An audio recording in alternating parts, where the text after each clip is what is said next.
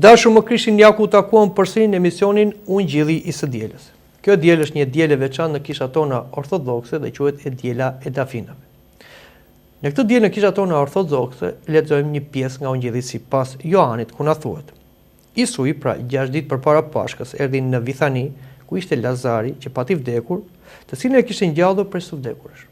Dhe I bën darkë atje dhe Marta shërbente, dhe Lazari ishte një për atyre që rinë në tryezë bashkë me ta. Atëherë Maria si mori 1 litër miro prej nardit, të papërzier, shumë të shtrenjtë. Leu këmbët e Isuit dhe me flokët e saj fshiu këmbët e tij dhe shtëpia u mbush me erën e miros. Një pra nga 12 të nxënësit e tij, Juda Iskarioti, I biri I Simonit, ai që kishte për ta tradhtuar, thotë: "Përse të mos ishte kjo miro 300 dinare e t'u jepej të varfërve?" Dhe këtë tha jo se donte t'ia dinte për të varfrit, por se ishte vjetës dhe kishte kuletën e asprave. Përvesonte çfarë vieshin në të. Isui pra tha: "Lëre, se e ka ruajtur për ditën e varimit tim, sepse të varfrit I keni për erë me vete, por mua nuk më keni për erë." Një turmë e madhe, pra për judejve, morën vesh se është atje, edhe erdhën jo vetëm për Jesuin, por që shohin dhe Lazarin, të cilin ngjalli prej së vdekurësh. Por kryepriftin morën vendim që të vrasin dhe Lazarin, sepse shumë veta për judejve vinin për atë dhe I besonin Jesuit. Të nesërmen, një turmë e madhe që kishte ardhur në të kremten, kur dëgjuan se vjen Jesui në Jeruzalem, morën deg palmash dhe I dolën përpara ta presin dhe thërisin: "Hosana, I bekuar është ai që vjen në emër të Zotit, mbreti I Izraelit." Dhe Jesui si gjeti një pulisht ndenjë mbi të, siç është shkruar: "Mos ke frikë, bie Sionit, jam mbreti yt tek po vjen duke ndenjur mbi pulisht gomare." Dhe nxënësit nuk I kuptuan këto në fillim, por kur lavdërua Jesui, atëherë u ra ndërmend atyre se këto ishin shkruar për atë dhe se këto ja bën atij. Turma pra që ishte bashkë me të kur thiri Lazarin nga varri, edhe ngjalli për së vdekurësh, dëshmonte për këtë. Prandaj dhe turma I doli përpara, sepse dëgjoi se ai kishte bërë këtë çudi. Kjo pra është pjesa e Ungjillit sipas Johanit që lexojmë në të dielën e dafinave. Por, para se flasim për këtë pjesë të Ungjillit, ne le të rikthehemi pak tek e shtuna e Lazarit që paraprind të dielën e dafinave, që është një shtunë e veçantë në vitin liturgjik dhe quhet e shtuna e Lazarit. Të shtunën përpara të dielës së dafinave kremtojmë ngjalljen e Lazarit në Vithani. Kjo mrekulli shfaqi një siguri të plotë nga Krishti tek nxënësit përpara pësimit të tij vullnetar, që kur ata ta shikonin atë në kryq edhe në varr, të pranonin dhe të besonin fjalën që ai kishte thënë, se ai po shkonte të kryqëzohej dhe të vdiste vullnetarisht, por në të tretën ditë ai do ngjallej prej së vdekurësh. Pra, ngjallja e Lazarit është një ngjarje e madhe me kuptim të thellë. Ajo është e lidhur në mënyrë mistike me ngjalljen e vetë Zotit Krisht, është si profeci në veprim dhe në të njëjtën kohë parashikon ngjalljen e gjithë njerëzimit në ditën e fundit. Lazari është fruti I parë I shpëtuar nga ripërtëritja e botës, pra nga ringjallja e të vdekurve. Në ngjalljen e Lazarit vdekja fillon të dridhet, kështu fillon dueli ndërmjet jetës dhe vdekjes, që dhe na jep çelësin për të hyrë në misterin liturgjik të Pashkës. Në vitet e hershme të krishterë, e shtuna e Lazarit është quajtur dhe lajmërimi I Pashkës. Ajo lajmëron dhe parashikon dritën e mrekullueshme, paqen e së shtunës tjetër, pra të shtunës së madhe, ditën e varrimit të ënës të Krishtit. Duhet ta kuptojmë se Lazari, miku I Jesuit, përfaqëson të njerëzimin dhe gjithashtu çdo individ, sepse çdo njeri është krijuar si mik I Perëndisë dhe thirret të ketë misi hyjnore për njohjen e Perëndisë dhe të ketë komunikim me atë. Vetë Zoti tha: "Në të është jeta dhe jeta ishte drita e njerëzve." Këtë na I thot ungjillori Joan. Ky mik, të cilin e do Perëndia dhe krijoi prej dashurisë, është shkatruar nga një fuqi që nuk është krijuar nga Perëndia, dhe kjo është vdekja. Dhe vdekja e ka fuqinë tek mëkati, dhe mbas mëkatit është djalli. Bota është veç dhimbje, lot dhe vdekje, dhe quhet lugina e hijes dhe vdekjes. Isu Krishti duke ardhur tek Lazari në vdekjen e mikut të tij lotoi. Ai loton sepse shet triumfin e vdekjes dhe shkatrimin e botës të krijuar nga Perëndia. Lotët e Zotit janë lot dhimbje, dhe Zoti ka dhimbje për natyrën njerëzore dhe për gjithë krijimin, i cili ra në kotësi për shkak të mëkatit të njeriut të parë dhe gjithë njerëzimin. Zoti nuk është indiferent në dhimbjet tona, ai loton, ka dhimbje. Por Zoti ka vendosur edhe shpëtimin e njeriut. Trupi i Lazarit vinte erë të keqe, duke qenë i dekompozuar prej 4 ditësh. Dhe trupi i Lazarit përfaqëson dhe botën, e cila si shtam u krijua për njeriun. Dhe bota vjen erë të keqe. Bota vjen erë të keqe për shkak të mëkateve të njerëzve dhe lëngon në kotësi. Zoti Krisht e ktheu në jetë mikun e tij Lazarin. Ai na do dhe na thret edhe neve duke na kthyer në jetë. Në miqtë e tij, ashtu siç kishte dhe Lazarin, dhe na urdhëron siç urdhëroi Lazarin, dil jashtë në fillim nga varri i mëkatit, nga vdekja shpirtërore dhe në fundin e kohërave edhe nga varri i trupit. Kjo është arsyeja pse shtuna e Lazarit është fillimi i dyjave, i kryqit, si sakrificës supreme të dashurisë dhe i ngjalljes i triumfit përfundimtar të dashurisë në Zotin. Në këtë ditë kisha këndon, duke plotësuar 40 ditë të kreshmës, ne të lutemi ty o Zot, që të mund të shohim javën e shenjtë të pësimeve të tua. Me këto fjalë të kënduara në mbrëmsorin e së premtes në vigjilje të shtunës Lazarit, kreshmës së madhe po i vjen fundi. Tani hym në një tjetër periudhë.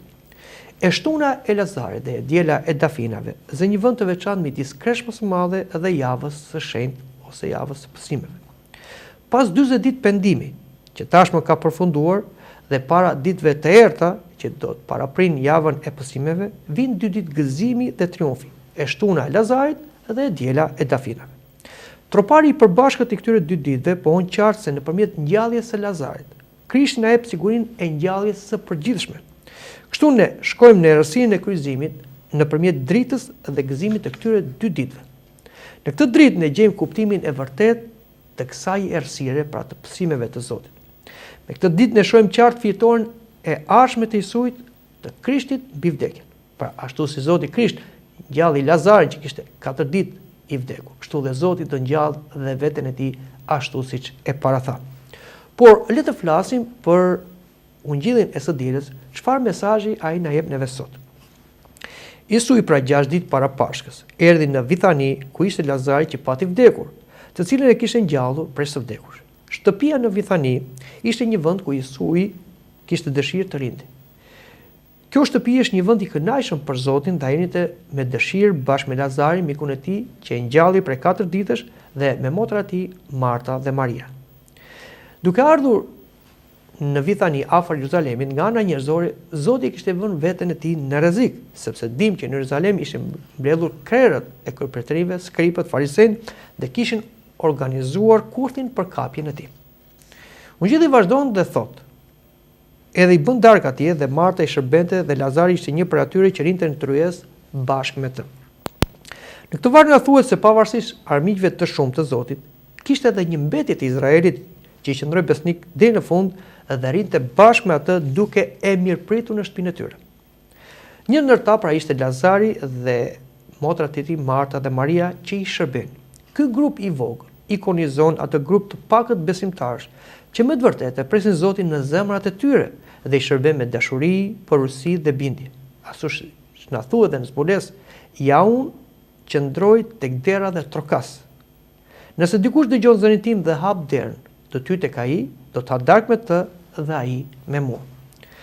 Lazari, që ishte ngjallur prej së vdekur, kishte ardhur nga bota e të vdekurve dhe ai qëndronte i heshtur për ato që pa dhe dëgjoi në hat. Ati ishte ndaluar të fliste, ose mund të themi se Lazari nuk mund t'i shprehte dot me gjuhë njerëzore të merret dhe vuajtjet e hatit. Na thuhet se Lazari në jetën e tij nuk qeshi më kurrë, vetëm një herë thot, pusqeshi, kur ai pa një njerëz që ishte duke vjedhur një vazo me lule. Vuri buzën në gaz dhe tha: "Ja balta, po vjedh baltën." Ungjilli vazhdon dhe thot: atëherë Maria si mori një litër mirro prej nartit të papërzier shumë të shtrenjtë, leu këmbët e Isuit dhe me flokët e saj fshiu këmbët e tij dhe shtëpia u mbush me erë të mirës. Në këtë varg na tregohet për kushtimi dhe nderi i madh që i bëri Maria, motra e Lazarit Isuit.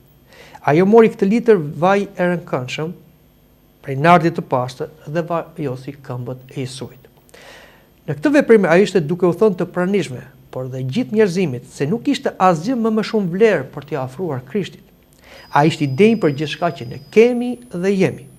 Duhet kemi kujdes që të mos ngatrohet Maria, motra e Lazarit, me atë gruan lavjere që ra në këmbët e Jesuit dhe i lagu këmbët e tij me lot. Tradita thotë se janë 3 gra që vajten te këmbët e Jesuit. Por sa ne që shikojmë Marien, motrën e Lazarit, ajo gjithmonë është në këmbët e Jesuit dhe dëgjonte fjalën e tij. Në këtë rast ajo është duke fshirë këmbët e Jesuit me flokët e saj, dhe ky është një gest simbolik me shumë domethënie. Apostulli Shën Pavli thotë: flokët e një gruaje janë kurora e saj pra lavdia e saj. Ajo, pra Maria, ishte duke hedhur lavdinë e saj në këmbët e Jesuit. Nuk është nevojë që thuhet që edhe Maria pas një farë kohe kishte marrë me vete edhe aromën e atij parfumi të shtrenjtë që hodhi në këmbët e Jesuit. Kështu, edhe kur ne adhurojmë Krishtin dhe i përulemi atij, vetë adhuruesit mbartin në veten e tyre nga lavdia dhe aroma e Krishtit, që është një aromë e përjetshme, aroma e hirit të Shpirtit Shenjtë. Dhe asnjë shtëpi nuk mbushet me një aromë kaq të këndshme sa ajo shtëpi ku Jesusi qëndron në vendin e nderit që e meriton dhe i takon dhe adhurohet dhe lavdërohet me të vërtetë. Ungjilli thotë, një nga 12 nxënësit e tij, Juda Iskarioti, i biri Simonit, ai që kishte për ta tradhtuar, thotë: "Përse të mos shitej kjo miro 300 denar e t'u jepej të varfërve?"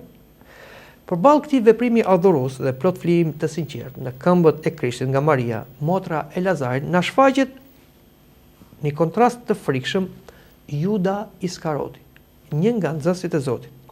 Duke ankuar se gjithçka që bëri Maria ishte një shpenzim i kotë dhe i panevojshëm, sepse kjo mund të shitej dhe t'u jepej të varfër. Në pamje të parë, Juda na duket një njeri human që mendon për të varfrit, madje një njeri praktik, por e vërteta është se ai njeri ishte gati për ta tradhtuar Zotin dhe nuk munduronte që ky vaj kaq aromatik që përdorej për mbretit të hidhej në këmbët e Jesuit. Për Judën, Krishti një njeri i rëndom dhe i pavlerë, që nuk mund vlente 300 dinar, por për ata i vlente shumë pak. Ne dimë që Juda e tradhtoi Zotin më vonë për 33 monedha argjendi. Aq sa ishte çmimi i një sklavi. Por Judën nuk vlenin as të varfrit, por ai duke qenë lakmiqar dhe hajdut, donte që ato para t'i merrte për vete. Të dashur më Krishtin, duhet të ndalojmë pak këtu dhe të mendojmë thellë se një nga nxënësit e Krishtit, i cili për 3 vjet shkoi pas Zotit, pa gjithë mrekullitë e tij, dëgjoi gjithë mësimet e tij dhe u zgjoll si apostull në grupin e 12-ve, në fund shfaq liksin e zemrës tij. Kjo është diçka e pa imagjinueshme, por ja që ndodhi, dhe sjellja e Judës na tregon të gjithë ne se është e mundur që secili prej nesh, që mund të jemi shumë afër Zotit, kishës fizikisht, por shpirtërisht dhe moralisht mund të jemi shumë larg.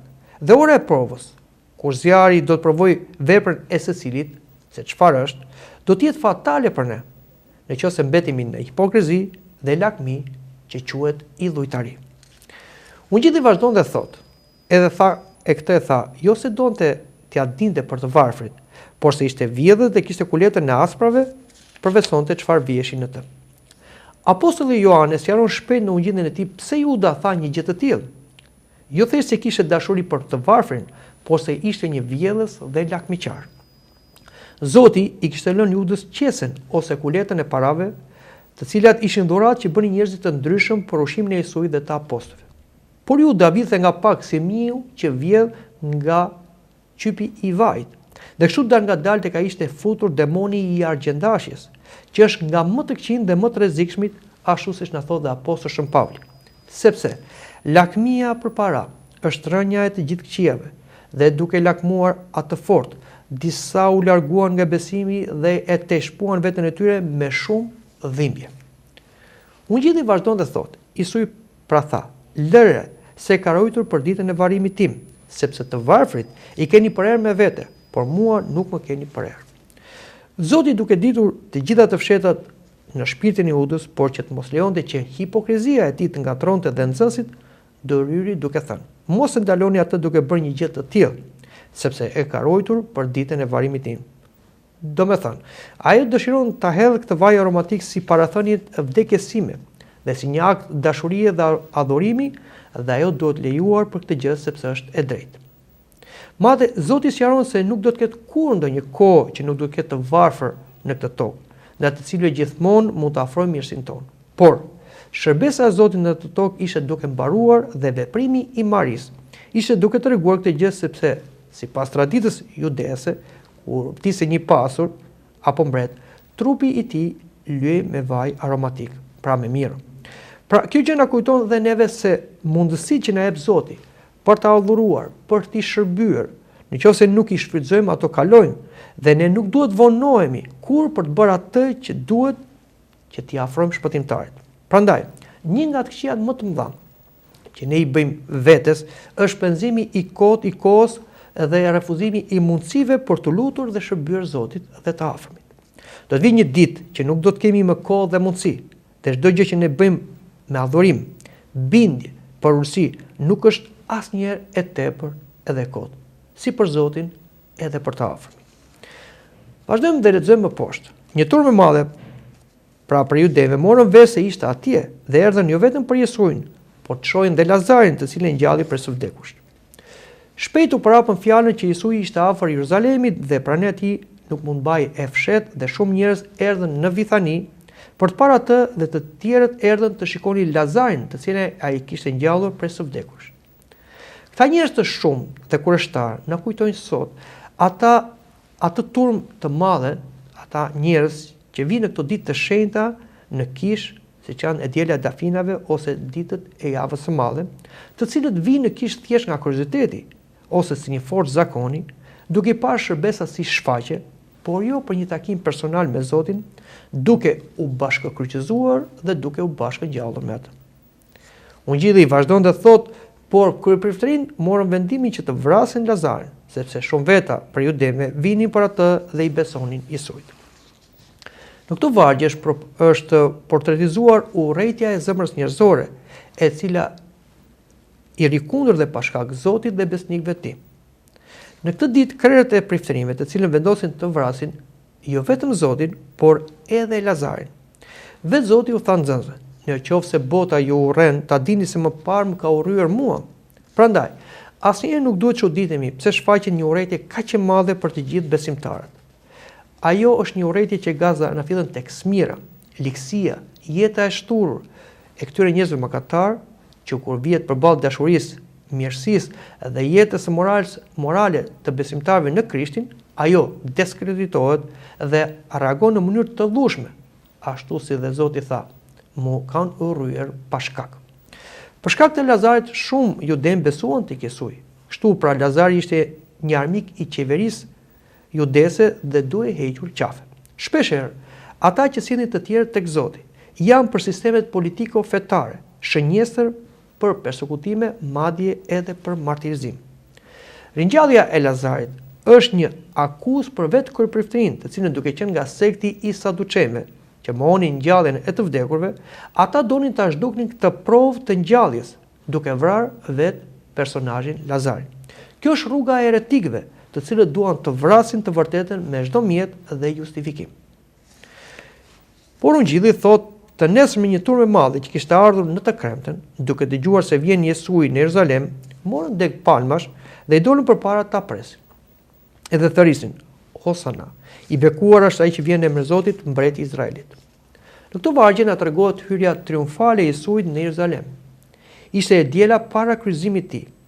Është e vështirë të kuptojmë saktësisht se çfarë mendonte kjo turmë e madhe për Jesuin. A kishin kuptuar ata me të vërtetë që ai Jesusi ishte biri i Perëndis, Mesia, Krishti i Izraelit, apo thjesht ata mendonin se ai ishte një mbret toksor që dëshironte nga shtypja romake? A ishin ata nxitur thjesht nga emocionet e momentit? Por patjetër që brenda kësaj turme kishte edhe besimtarë vërtet, por në përgjithësi kjo ishte një turmë ashtu siç na thot dhe profeti Isaia. Ky popull më afrohet me gojën e tij, por dhe më nderon me buzë, por zemra e tyre qëndron larg meje. Degët e palmave dhe dafinave janë simbolet e fitores, një simbol i një pushimi dhe paqe pas trishtimit dhe përndjekjes. Kështu priteshin mbretërit dhe fituesit në atë kohë. Në të njëjtën mënyrë u prit edhe Zoti Krishti si një mbret i Izraelit dhe si fitues mbi vdekjen, pra duke ngjallur Lazarin, që siç dim është dhe armiku më i madh i gjithë njerëzimit. Fjala Ozana do të thotë të lutemi, të falemi, shpëtona. Pra, duke bashkuar të gjitha këto shenjat e fitores, thirrjes Ozana, duket sikur populli ishte duke shpallur Jesuin se ai ishte i dërguar nga Perëndia për t'i shpëtuar nga tirania romake dhe për të dhënë atyre pushimin dhe paqe pas një kohe të gjatë trishtimi për shkak të pushtimit të romakëve pagan. Ky ishte gabimi i turmës, sepse ai nuk ishte ardhur për të shpallur një mbretëri toksore. Madje kur Zoti doni ta bëni mbret, ai nuk pranoi. Ai kishte ardhur për të shtruar nga një tjetër armik, dhe ky armik është djalli, mëkati dhe vdekja. Por njerëzit nuk e kuptuan këtë gjë. Prandaj kur Zoti nuk pranoi të bëjë mbret, ata ndryshuan mendim për atë dhe u hodhën kundër tij. Ungjilli vazhdon dhe thotë: edhe Jezusi gjeti një pulisht, ndenjë mbi të siç është shkruar: Mos ke frikë, bij e Sionit, jam mbreti yt tek po vjen duke ndenjur mbi një pulisht gomare. Jezusi po hynte në qytetin e Jeruzalim mbi një pulisht gomare që nuk i kishte hyrur askush. Kjo është një mënyrë e zakonshme transporti në atë kohë. Por arsyeja pse Zoti Krisht hyri në Jeruzalem në këtë mënyrë, sepse herë të tjera ai kishte ardhur dhe hyrë në këmbë zbathur, kishte patjetër një domethënie. Ishte përmbushja e një profecie të profetit Zaria, ku na thuhet: Nga zullomet madhe o bie e Sionës, lësho britma gëzimi o bie e Jeruzalemit. Ja mbreti yt po vjen tek ti. Ai është i drejtë dhe sjell shpëtimin, i përhulur dhe hipur mbi një pulisht gomare. Bia e Sionit është një shprehje figurative që i referohet popullit jude dhe Sion është një kondër në qytetin e Jeruzalemit. Hyrja e Zotit mbi një pulisht gomare në portat e Jeruzalemit do thotë se ai hyn për paqe në këtë qytet. Ai nuk erdhi mbi një kal ose mbi një mushk siç vinin mbretërit për luftë, por erdhi mbi një pulisht gomare për treguar se erdhi për të vendosur paqen. Jo paqen për të shiruar ata nga Roma, por paqen për të shiruar nga tirania e mëkatit dhe e djallit dhe për të shiruar ata nga vdekja dhe për të vendosur paqe midis Zotit dhe njeriut. Dhe kjo paqe do të realizohej nëpërmjet flijimit të tij, ashtu siç na thuhet, ja qingji i Perëndisë që shtyen mëkatet e botës. Dhe kjo paqe do shtrihej jo vetëm midis Zotit dhe popullit Izraelit, por midis Zotit dhe gjithë kombeve, midis Izraelit dhe gjithë kombeve dhe kombeve romak, dhe nga dy kombe popull armiq do bëj një popull dhe ky do quhej populli i Krishter. Vazhdon Ungjilli na thotë: dhe nxënësit nuk i kuptuan këto në fillim, por kur lavdërua Jesui, atëherë u ran ndërmend atyre se këto ishin shkruar për atë dhe se këto ja bën atij. Nxënësit nuk i kuptuan çfarë po ndodhe dhe nuk e kuptuan se kjo që po bënte Zoti ishte një përmbushje e profecisë së Zarias. Por më vonë, kur tek nxënësit erdhi hiri i Shpirtit Shenjtë, ata i kuptuan të gjitha fjalët e Zotit dhe veprimet e tij, dhe kuptuan se një ditë Zoti kështu do të pranojë dhe lavdërojë në mbretërinë e qejve në përjetësi. Dhe ja çfarë na thuhet: pas këtyre gjërave pash dhe një turmë e madhe, të cilën askush nuk mund ta numëronte prej gjithë kombeve, fiseve, popujve dhe gjuhëve. Këta qëndronin në këmbë përpara fronit dhe përpara qingjit, të veshur me petka të bardha dhe me palma në duar, dhe thërrisin me zë të madh duke thënë: shpëtimi është i Perëndisë son që është ulur mbi fron dhe i qingjit. Dhe qingji është Zoti Krisht. Dhe në fund Ungjilli na thotë: turma që ishte bashkë me të kur thiri Lazarin nga varri, edhe ngjalli për së vdekur dëshmonte për këtë. Prandaj dhe turma i doli përpara sepse dëgjoi se ai kishte bërë këtë çudi. Në turmën që shinte Jesuin duke hyrë në Jeruzalem, kishte njerëz që kishin parë dhe ngjalljen e Lazarit, dhe patjetër ata e kishin përhapur këtë mrekulli të Zotit. Ky lajm i thënë dhe të tjerëve bëri që ata ta prisnin Zotin me hozana, sepse Zoti kishte bërë një mrekulli që i kalonte të gjitha mrekullitë që kishin bërë profetët e tjerë. Pra kishin ngjallur një njeri i cili kishte 4 ditë i vdekur. Por fatkeqësisht motivet e tyre nuk ishin motive të pastra. Ata thanë për Zotin Osana dielën, por nuk kaluan disa ditë të premten, dhe shikojmë se ata do thonin për Zotin: kryqëzoje, kryqëzoje. Këtë ngjarje të dashur me Krishtin e festojmë edhe ne të krishterët, pra në dielën e Dafinave, dhe është një nga 12 festat më të mëdha në vitin liturgjik. Tropari kryesor i kësaj feste është i njëjtë me troparin që këndojmë në ditën e ngjalljes së Lazarit dhe ja çfarë thuhet. Vërtetove ngjalljen e përbashme përpara pasimit tënd. E ngritë Lazarin për të vdekur dhe ne po si djemat duke mbajtur shenjat e mundjes, ty po thërresim mundës i vdekjes. Hosana në më të larta, i bekuar është ai që vjen në emrin e Zotit. Dhe shkurtëra e kësaj dite na thot: Hiri i Shpirtit Shenjtë na mblodhi sot dhe të gjithë ngrem kryqin dhe themi: I bekuar është ai që vjen në emrin e Zotit, Hosana në më të lartë. Edhe neve sot ngrem shenjat e fitoret, palma dhe dafina dhe i mbajmë ato në duar si shenjë të lavdërimit të Isuit, si një mbret dhe shpëtimtar që mundi djallin dhe vdekjen. Por kur populli mban në duar palma dhe dafina në këtë të diel, mund të themi se ata janë të gjykuar së bashku me turmën e popullit të Jeruzalemit, sepse, siç thash, ato zëra që thanë për Krishtin në Ozana, thanë dhe për atë kryqëzohe. Kështu, kjo ditë është një ditë gjykimi për secilin prej nesh. Se si ai e pret dhe përshëndet Krishtin, si një mbret toksor për të përmbushur ambicet e tij njerëzore apo si një mbret qellor. Dhe fatkeqësisht ndodh e njëjta gjë si ndodhe me popullin e Jeruzalemit. Kur Zoti na i plotson ambicet tona njerëzore, ne themi Ozana. Por kur Zoti na flet për mbretërinë qellore dhe rrugën për të vajtur atje, duke na thënë kush do vijë mbas meje, të moj veten, të marr kryqin e të më ndjek, ne e mojmë atë dhe na thuhet: "Ç'na duhet ky Zot? Kryqëzoje, kryqëzoje." Në mbrëmjen e ditës së diel jemi në vigjilin e javës së madhe, javës më të madhe në historinë e njerëzimit, sepse në të përkujtohen ngjarje të mëdha, të manitshme. Natyrisht javën e madhe njeriu nuk mund ta përjetojë lehtë. Janë kaq të mëdha ngjarjet e kësaj jave, sa mendja dhe zemra e çdo njeriu vështirësohet që t'i kuptojë. Prandaj, në këtë emision do të përpiqemi t'i afrohemi javës së madhe nëpërmjet himneve të saj.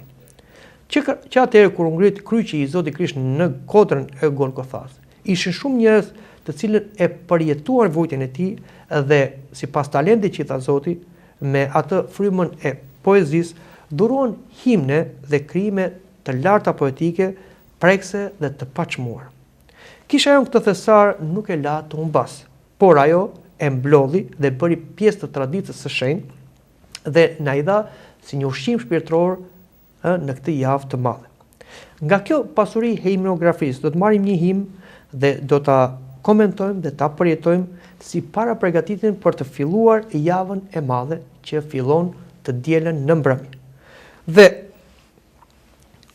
të gjitha këto shërbesa të javës së madhe fillojnë duke kënduar troparin e dhëndrit. Dhe pse quhet tropari i dhëndrit? Shërbesa e dhëndrit quhet shërbesa e mbrëmjes që nga mbrëmja e së dielës së dafinave, deri në mbrëmjen e të martës së madhe.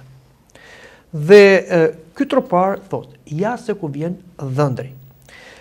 Emërtimi i dhëndër për Zotin vjen nga profeti Isaia, pra nga dhjata e vjetër, sepse krijuesi yt është dhëndri yt, emri i tij është Zoti i ushtrive, shpëngimtari yt, është i shenjtë i Izraelit, i quajturi Perëndi i tërë tokës. Ky varg na shpreh dashurinë e madhe të Perëndisë për gjithë krijesat dhe veçanërisht për njerëzit, kishën dhe për popullin e tij. Ashtu si dhëndri e do nusën e tij, ashtu dhe Zoti Krisht e do kishën e tij. Dhe ai u flijua që ta shpëtoi, ta pastroi, ta shenjtëroi kishën e tij dhe ta tregoi një nuse në dasmën e tij. Dim që gjithë historia e njerëzimit ka filluar me një martesë, pra martesën e Adamit të Evës. Por edhe Bibla e shenjtë dhe gjithë historia e njerëzimit do të mbarojë me një martesë, martesën e Adamit të dytë, pra Zoti Krisht, me nusën e tij, kishën. Ja çfarë na thot zbulesa. Pra le të gëzohemi dhe të ngazëllohemi, dhe t'i japim atij lavdi, sepse erdhi dasma e qengjit dhe nusa e tij bëri gati veten e saj, dhe i është dhënë të vishej me li të hollë, të pastër dhe të shkëlqyeshëm, sepse liri i hollë janë në veprat e drejta të shenjtorëve, dhe më tha: shkruaj lumë ata që janë të ftuar në gostin e dasmës së qinj. Lidhur pra me këtë kuptim, Krishti si dhëndër është ai që na afrohet neve në fillim e javës së madhe të pësimeve. Ky është një tropar shumë i njohur nga gjithë të krishterët dhe fillon javën e madhe të pësimeve. Përveç troparit të dhëndrit, themi edhe një tjetër tropar nusëroren të ndesho. Dhe ja çfarë thot? Nusëroren të ndesho o shpëtimtar të stolisur, dhe robën nuk e kam, dhe zguxoj të hyj në të. Ndriçoma pra stolin o Zot, dhe pritmë dhe shpëtom midis të gëzuarve. Pra, të dashur me Krishtin, ne kemi filluar javën e madhe të pësimeve, duke u takuar me dhëndrin e kishës. Ky dhëndër shfaqet i kurorzuar me gjëmba, i zhveshur me një purpur të kuqe, me duar të lidhur dhe me kallam. Pra, është e pazakontë që shfaqet një dhëndër në këtë mënyrë, sepse dim që dhëndri shfaqet me kuror, shfaqet i veshur, shfaqet i stolisur, po pse dhëndri i kishës shfaqet në këtë mënyrë? Ky dhëndër na shfaqet në këtë mënyrë për të na treguar se janë mëkatet tona që kanë shpërfituar Krishtin, dhëndrin e kishës, dhëndrin e shpirtit tonë në këtë mënyrë. Dhe secili për nesh vendoset përpara dhëndrit për të medituar se kurora me gjëmba dhe gjithçka vuajtje dhe mundime që pësoj ai i pësoj për ne dhe nga ne. Dhe nëpërmjet të vuajtjeve të tij ne jemi pastruar, shenjtëruar. Prandaj secili vjet në një marrëdhënie personale me dhëndrin e kishës që paraqitet në ikonën e tij përpara secilit për nesh. Dhe nusërorja është kisha. Ne vim në kishë ashtu si shun nusja në nusërore për të takuar me dhëndrin. Dhe patjetër që në këtë nusërore, pra në kishë ne vim të padenj, ne nuk e kemi robën e dasmës, robën e hirit, atë robë të cilën ne e morëm në ditën e pagëzimit. Neve atë robë e bëm të pisët, e bëm një robë të papërdorshme.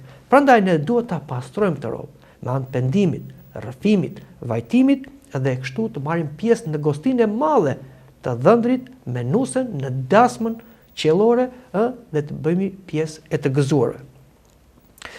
Shërbesat e javës së madhe na ndihmojnë të jetojmë pësimet e Zotit dhe është e detyrueshme që çdo krishter të marrë pjesë në kishë.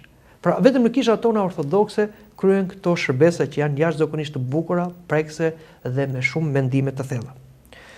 Ne duhet të dimë se shërbesat që bëjnë në mbrëmje janë shërbesat e mëngjesit që takojnë ditës tjetër. Kështu, troparët që psalin në mbrëmjen përmes ngjarjes së ditës, domethënë në mbrëmjen e së dielës së dafinave, na tregojnë troparët e të hënës së madhe. Pra, duhet të kuptojmë se kisha ka vendosur këto shërbesa në këtë mënyrë për të marrë pjesë të gjithë krishterët. Meqense krishterët paradite janë në punë, atëherë kisha në mbrëmjen e së ditës na lexon, na thotë troparet, këngët, leximet për ditën që vjen, kështu që të gjithë, siç tham, duhet kemi mundësi që të shkojmë në kishë. Dhe askush nuk është i justifikuar që javën e madhe të pësimeve nuk vjen në kishë. Vetëm nëse ai ka një arsye të fortë, pra është i smur ose ka diçka të pamundur për të ardhur. Por le të flasim pak për ditë e javë të pësimeve të Zotit. E hëna madhe është një hyrje e përgjithshme në vuajtjet e Krishtit. Dy ngjarje thekson kisha për ne në këtë ditë. Një është pohuese dhe një është mohuese. Spikat i pari i gjithmiri i urti i lumuri Josif, i dhjatës së vjetër, të cilët vëllezërit e shiten nga smira të tregtarët egjiptian. Josifi u shit nga smira, por ai tregoi paligësi dhe mbeti i palëkundur. Josifi ishte një njeri i ri, trim, i bukur dhe përballoi ngasjet. Dalloi veçanërisht nga pastërtia e tij morale dhe i mundi të gjitha ngasjet dhe triumfoi me hirin e Perëndisë. Dhe u bë simboli i pastërtisë dhe është tipi i Krishtit. Pra ashtu si Josifi u shit nga vëllezërit e tij, ashtu dhe Zoti u shit nga Juda. Por Josifi mendoi se humbi, por ndim që Josifi u bë kryeministër i gjithë Egjiptit. Kështu edhe kur Zoti Krisht e pan të kryqëzuar, juden mendon se humbi, po dim që Zoti u ngjall dhe ai u bë Zoti i qiellit, edhe i dheut dhe shpëtimtar i gjithë popullit të Izraelit dhe gjithë njerëzimit. Ja çfarë thot tropari kësaj dite. Le të qajmë tokë me Jakovin dhe le të dedhim lot se Josifi i urt u shit si rob, por mbeti i lirë nga shpirti dhe zotroi Egjiptin, se Perëndia sipas vlerës i fal kuror njerëz. Të hënën e madhe kujtojmë dhe tharën e fikut, një mrekulli që bëri Zoti, pra kërkoi frutat e një fik, por nuk gjeti dhe atëherë e mallkoi fikun. Fiku është simboli i Izraelit, për treguar se Izraeli u mallkua, ju largua hiri sepse ai nuk dha fruta. Por fiku simbolizon secilin prej nesh, Dashur me Krishtin, të gjithë ne jemi krijuar nga Perëndia si një pemë, jo një pemë dekorative, po një pemë për të dhënë fruta. Dhe nëse ne nuk japim fruta, atëherë sopata e drejtësisë, është se te çdo pemë që nuk jep fruta për t'u prerë dhe për t'u hedhur në zjarr.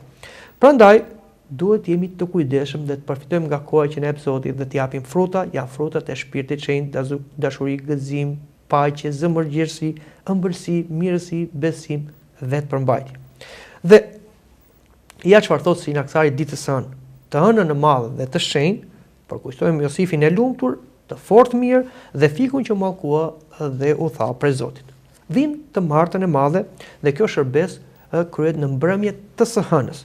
Janë dy paravoli të mrekullueshme që kujtojmë këtë të hënë, paravolia e 10 virgjëreshave dhe përsëri në këtë ditë spikat tropari i dhëndrit. Ja ku vjen dhëndri dhe lumë shërbëtori që do ta gjej zgjuar, dhe mirë ai të cilin do ta gjej mendje fjetur. Shiko pra o shpirti im, mos mundesh prej gjumit që të mos përpiqesh te vdekja dhe të mbyllesh jashtë mbretërisë. Po zgjohu duke thirrur i shenjtë, jo Perëndi, me ndërmjetimet e Ilincës mëshirona. Përveç parabolës së 10 virgjëreshave, ne kujtojmë edhe parabolën e 10 talantave. Pra për treguar se cili për nesh i është dhënë nga Zoti një dhuratë dhe secili për nesh duhet ta shumëfishojë këtë dhuratë. Prandaj të dashur me Krishtin, ne duhet të rrim zgjuar sepse nuk dim kur vjen i Zoti shtëpis, na tha Zoti. Parabola e 10 virgjëreshave është dhënë përpara nesh bashkë me troparin e dhëndrit që neve mos na zë gjumi i mëkatit. Dhe këtu nuk flasim për një gjumë fizik, por gjumin e mëkatit. Pra atë jetë pa lutje, pa pendim, pa mistere, të cilën ne e kalojmë kot. Sepse ja dhëndri vjen në mes të natës dhe Zoti vjen atëherë kur ne nuk e presim. Që do thotë, jo se Zoti patjetër që do të vi ditën e madhe të gjykimit, por Zoti po flet edhe për një ditë tjetër që ne nuk e dim, është dita e vdekjes. Prandaj ne duhet të rrim zgjuar, sepse lum ai shërbëtor që do ta gjej zgjuar dhe mirë ai që do ta gjej mendje fjetër. Që do thotë duhet jemi aktiv, esëll, të zgjuar shpirtërisht dhe mos jemi mendje fjetër, pra të heqim dorë nga shpëtimi. Le të flasim këtu për të mërkurën e madhe, e mbush pendimi prekës dhe nderimi dhe mirënjohja e gruas mëkatare, pra jo Maria, motra e Lazar, një tjetër grua mëkatare, e cila vajti te këmbët e Isuit, i lagu me lot, i fshiu me flok dhe i leu me mirë. Dhe kjo ngjarje kujtohet të mërkurën e madhe për të na treguar se të gjithë neve i ngjajmë kësaj grua lavire, sepse të gjithë në një farë mënyre kemi lavjerësuar. Në mos kemi lavjerësuar fizikisht, pra kemi bërë mëkatin e kurvërisë ose të kurrëshkeljes, lavjerësojmë shpirtërisht, pra neve dëgjojmë punët e djallit, bashkohemi me djallin duke tradhtuar dhëndrin e shpirtit tonë që është Krishti. Pra, këtu na vendoset kjo grua mëkatare përpara nesh. Dhe kjo çfarë bëri kjo grua mëkatare është pak përpara pësimit të Zotit Krisht. Pendimi i gruas është shumë i madh. Nuk është një pendim i vogël, por është një ndryshim real i gjithë jetës. Dhe ky pendim i vërtet bëri që Zoti t'ia falte mëkatet. Dhe kjo e mbushi atë me kurajo dhe me gëzim. Prandaj të dashur me Krishtin, edhe neve vim në javën e pësimeve të Zotit, jo thjesht duke shprehur atë anën emocionale dhe të na vi keq për Krishtin.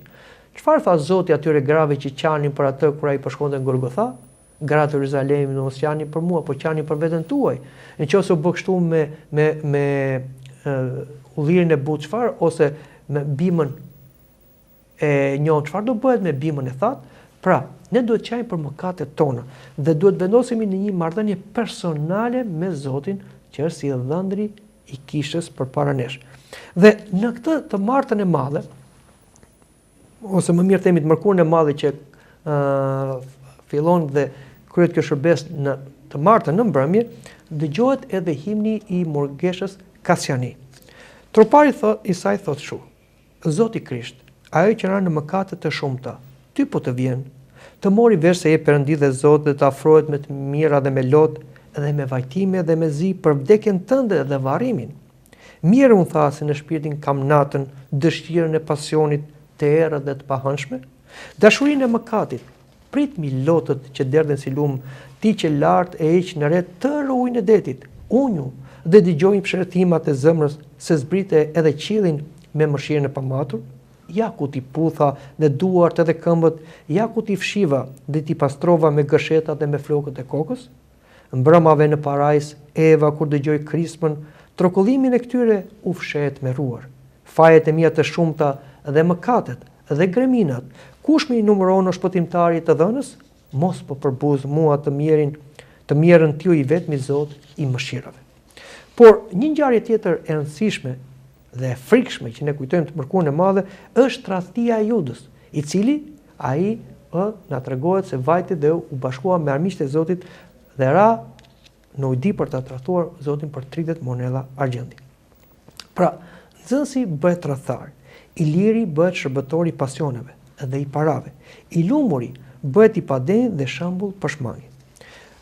Marrëveshja e tradhtisë është një ngjarje shumë e trishtuar e dhimbshme dhe për këtë ne besimtarët kreshmojmë çdo të mërkur. Çdo të mërkur ne kreshmojmë për mos rënë në mëkatin e Judës, për në lakmin përpara.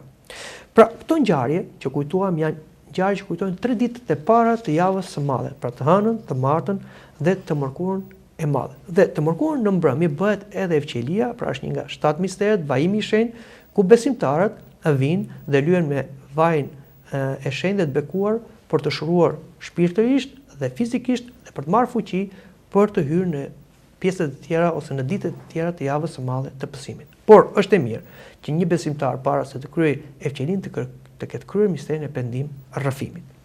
Ne do të flasim këtu për tenjen e madhe.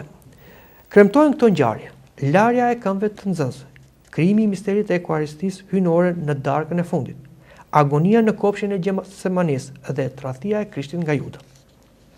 Pra, në shërbesën e mëngjesit dhe të mbrëmjes, himnet qëndrojnë mbi temën në një mënyrë shumë shpresë. Tenjten i suj dërgoi Pjetrën dhe Jakovin në qytet. Shkoni dhe na bëni gati Pashkën që të ha. Por judenjt e kremtja e Pashkës ishte përkujtimi vjetor i gjithë historisë së tyre, i shpëtimit nga skllavëria e faraonit në liri, nga mërgimi i Egjiptit në tokën e premtuar.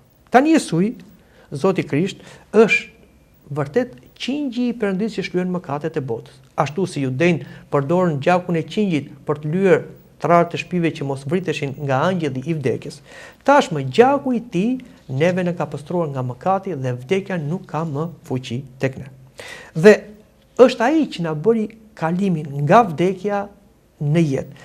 Dhe ky kalim quhet Pashkë. Pra, Pashka e vërtet bëhet nëpërmjet Zotit Jezu Krisht, sepse ne u liruam nga skllavëria e vdekjes dhe mëkatit dhe tani jemi pjesëmarrës në jetën e re me Krishtin.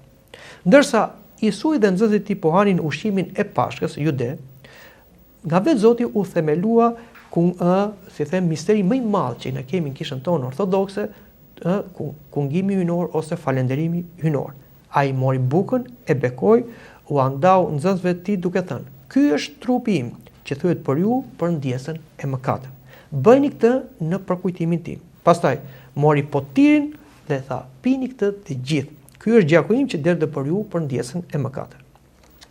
Darka e fundit është përtëritja e parajsës, e jetës në mbretërinë e Perëndisë, ku besimtari merr dhe ha nga frutat e pemës së jetës dhe bëhet i pavdekshëm. Ashtu si dhe Adami dhe Eva kishin mundësi të hanin nga këto fruta në kopshin e Edenit, por ata u ndaluan t'i hanin sepse ata dëgjuan djallin dhe ranë në mëkat, neve kemi mundësi të ham nga frutat e pemës së jetës. Pema e jetës është Zoti Krisht dhe frutet janë trupi dhe gjaku i tij i kulluar. Me fjalët bëjni këtë në përkujtimin tim. Zoti Krisht zhvendos nxënësit nga Pashka e judenjve dhe kërkon atyre të mblidhen përsëri në kujtimin e tij në Pashkën e vërtet, që është flijimi i tij. Kungimi hyjnor është jeta në kishë, është bashkimi i Krishtit me gjithë pjesëmarrës të kishës. Në këtë darkë mistike të shpresës së dashurisë së madhe të Perëndisë me anë të Krishtit, Juda, një nga nxënësit, lë mënjan dritët e dhomës ku ata ishin mbledhur dhe shkon në errësirë jashtë dhe bashkohet me armiqt. Pra, të dashur me Krishtin duhet kemi kujdes se si i afrohemi kungatës hyjnore. Nëse ne i afrohemi kungatës hyjnore pa besim, me hipokrizi, me mëkate, ne do përfundojmë si Juda. Pra, tek ne do hyjë djalli, ne do dalim jashtë në errësirë dhe do bashkohemi me armiqt e Zotit. Prandaj, të Të gjithë ata që shkojnë të kungohen, jo vetëm të entën e madhe, por në çdo ditë që shkojnë të kungohen, thonë: "Në darkën tënde mistike, o biri Perëndis, merr më sot pjesësar, se nuk do them armiqve tu misteri, nuk do t'jap të puthur si Juda, po si kusari thërres. Kujto më Zot në mbretërinë tënde." Në disa kisha ortodokse është një traditë që mbas meshës së madhe, kryepriftërinjtë lajnë këmbët e peshkovëve ose dhe priftërinjve për të kujtuar atë veprim të përulur, veprim sklavi që bëri Zoti për nxënësit e tij duke lënë shembull veten e tij. Tende në mbrëmje, pra fillon shërbesa e të premtes së madhe.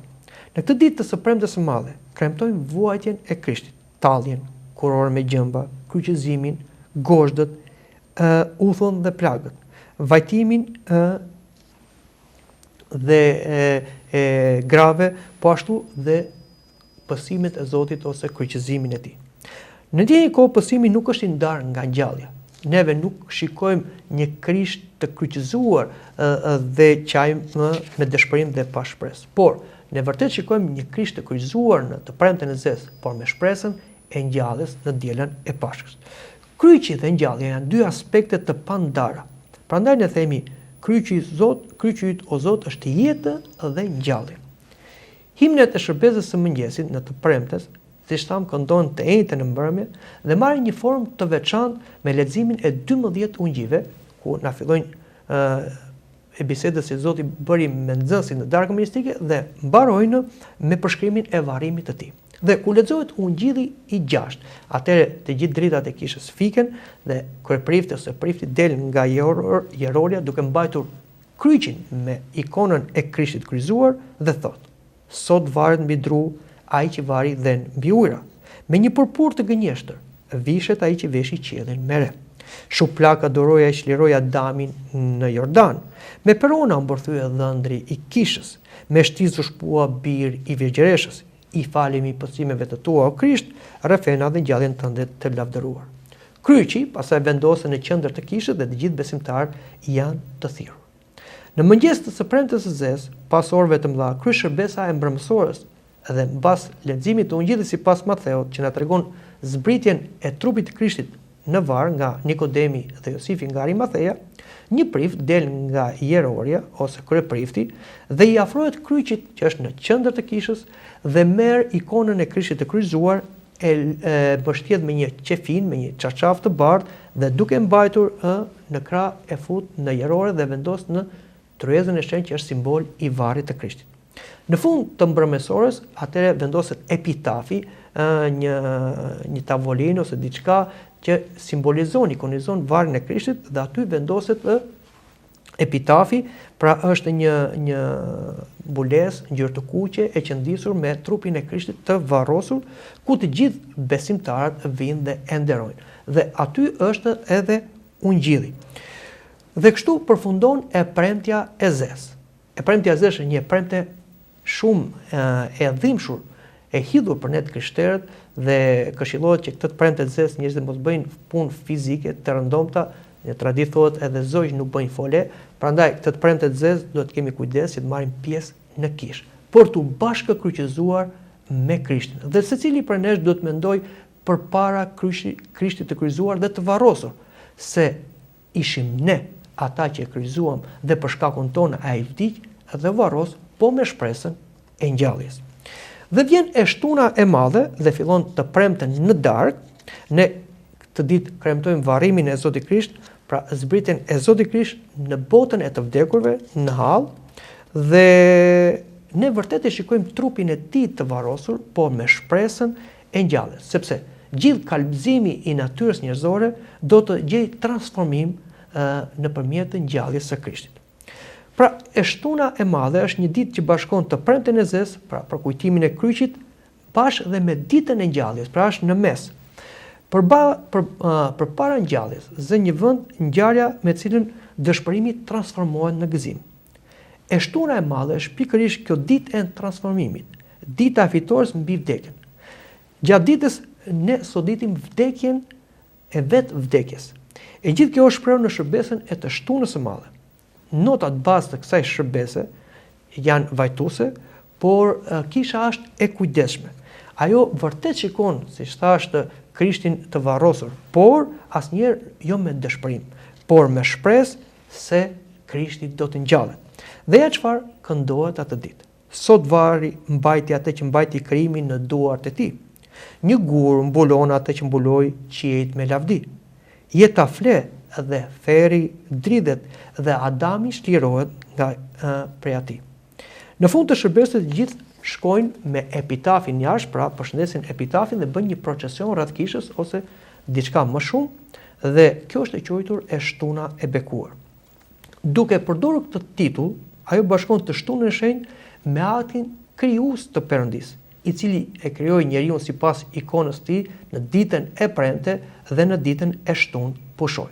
Po dim që krijimi i parë që bëri Zoti dhe kulmi i këtij krijimit, kurora e krijimit ishte vetë njeriu, u prish sepse njeriu dëgjoi djallin, të ëngjëjt të rënë, dhe ai dhe vetë krijimi ra në kotësi, në prishje dhe në vdekje.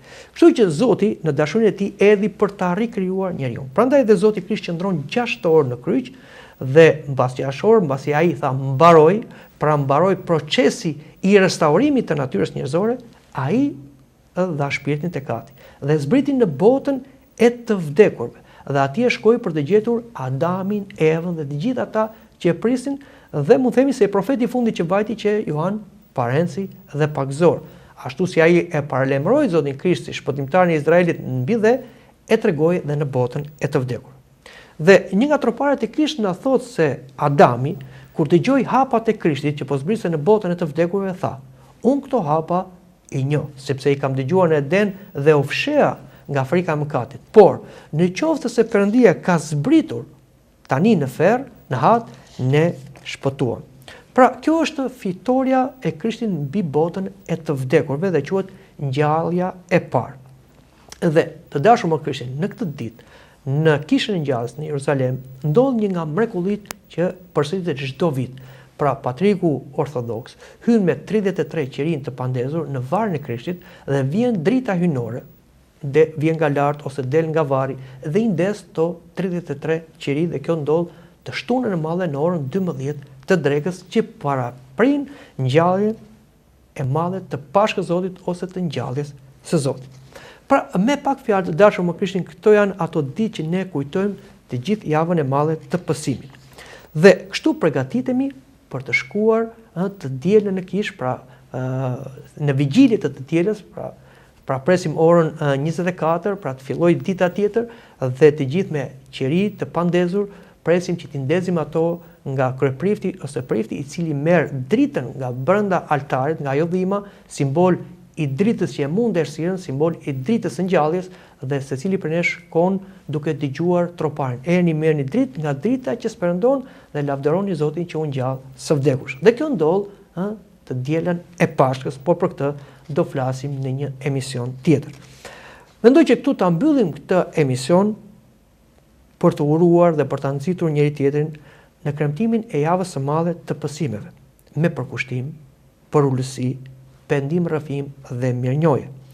Përpara dashurisë së flijuar të Zotit, që kulmon në të premten e zezë në ditën e kryqëzimit dhe varrimit të tij. Ashtu siç na thot edhe Ungjilli: "Ai shumë e deshi Zoti botën, tha sa dha binë e tij të vetëm lindur, që kushdo që të besojë tek ai mos humbi, po të ketë jetë në përjetshëm." Të dashur me Krishtin, kështu le të bashkëkryqëzohemi dhe të vdesim nga mëkati me Zotin Krisht në premten e zezë dhe të ngjallemi me atë në ditën e Pashkës. Pra, le ta presim në këtë mënyrë ngjalljen e Zotit dhe nuk na mbet gjë tjetër dhe se të urojmë njëri tjetrit për shumë vjet. Mirupafshim në emisionin tjetër.